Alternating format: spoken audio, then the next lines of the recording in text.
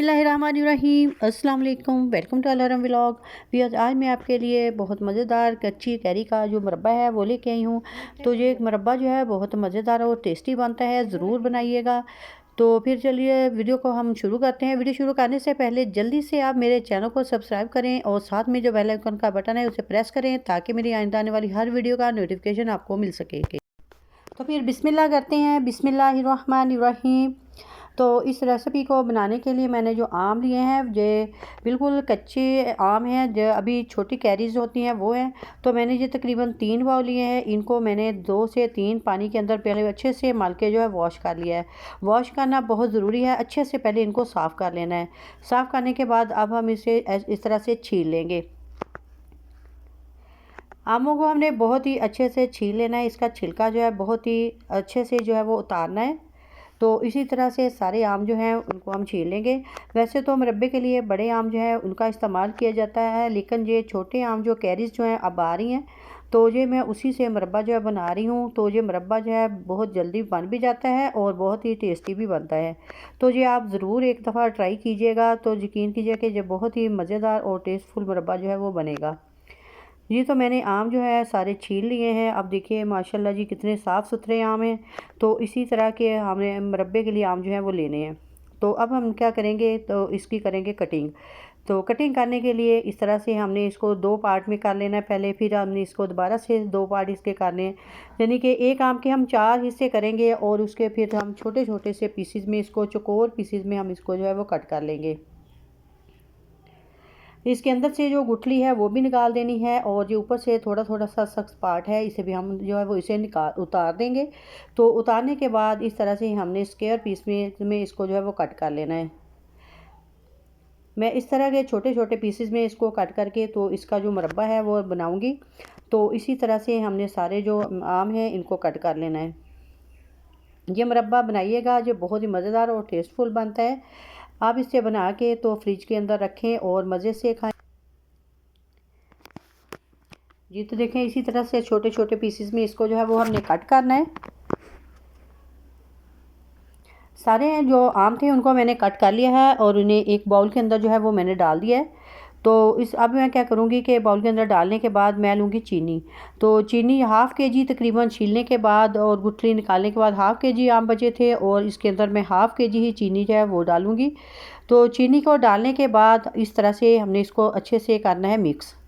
पानी वगैरह हमने कुछ नहीं ऐड करना, ये चीनी जो है अपना ही पानी जो है वो छोड़ेगी। तो इस तरह से हमने इसको मिक्स करना है। अच्छे से मिक्स करने के बाद तकरीबन मैं 15 से 20 मिनट के लिए इसको ऐसे ही कवर करके रखूँगी। अगर तो आपने सारी चीनी को मेल्ट करना है तो तकरीबन हमें 30 से 40 मिनट जो है वो चाहिए होंगे। तो मैं 10 से 15 मिनट के लिए रखूँगी ताकि जो चीनी है वो अपना पानी जो है वो छोड़ दे। जी, तो इसे 15 मिनट के लिए इस तरह से कवर करके रख देना है। 15 मिनट के बाद देखिएगा कि चीनी ने जो है काफ़ी ज़्यादा पानी जो है वो छोड़ दिया है। बस मुझे इसी तरह के आम चाहिए थे। तो इस तरह जब पानी छोड़ दे तो फिर क्या करना है कि जो कढ़ाई है उसको चूल्हे पर रख लेना है और उसके अंदर हमने जो आम है और चीनी के साथ ही इस तरह से इनको जो है डाल के तो हमने हल्की फ्लेम के ऊपर जो है वो रखना है। तो जो आम तो मैंने डाल दिए हैं, अब फ्लेम जो है वो ऑन करूँगी और बिल्कुल लो फ्लेम के ऊपर इस तरह से कवर करके रखेंगे तो सारी जो चीनी है वो अपना पानी छोड़ देगी। तो माशाल्लाह जी 10 मिनट हो चुके थे, बिल्कुल लो फ्लेम के ऊपर मैंने इनको रखा। तो आप देखिए काफ़ी ज़्यादा पानी जो है वो चीनी ने छोड़ दिया। मैंने इसके अंदर ज़रा भी पानी जो था वो नहीं ऐड किया।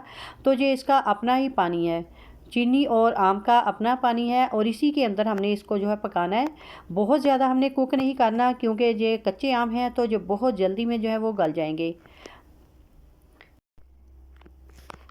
जी, तो मैंने फ्लेम जो है उसे तेज़ कर दिया है और माशाल्लाह जी 2 से 3 मिनट हो चुके हैं और आम जो है वो काफ़ी हद तक जो है वो गल चुके हैं।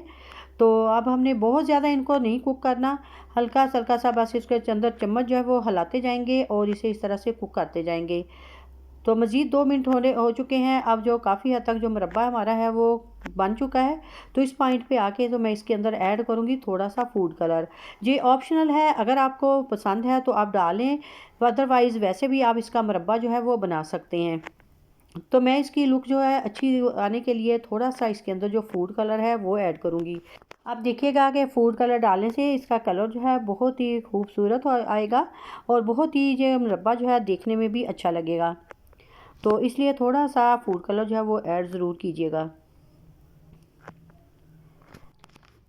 जी, तो मुरब्बा हमारा बन चुका है। जब चीरा देखें कि एक तार का रह गया है तो फिर हम जो फ्लेम है उसे ऑफ़ कर देंगे।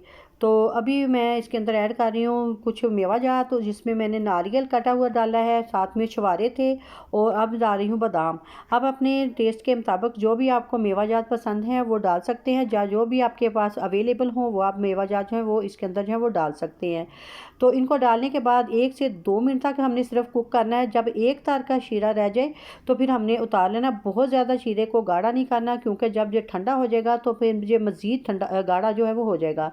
तो इसलिए इस पॉइंट पे आके तो मैं फ्लेम को कर दूँगी ऑफ़ और इसे चूल्हे से उतार लूँगी। इसी तरह के हमने पतला सा चीरा जो है वो रखना है। जैसे ही ये ठंडा होगा तो ये मज़ीद गाढ़ा हो जाएगा।